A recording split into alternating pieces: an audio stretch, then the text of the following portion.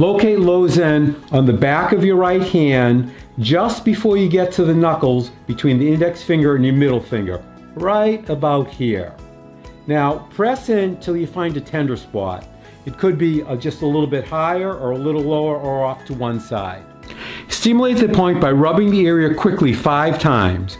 Then take a break for a count of 5 and repeat 4 more times. Next, find low Zen on your left hand and do it again.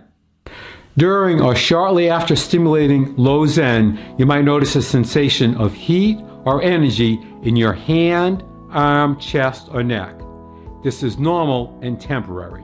After stimulating low Zen, take a few deep breaths.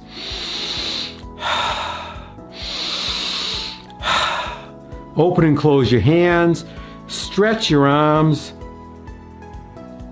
and just notice they might feel more comfortable and more flexible.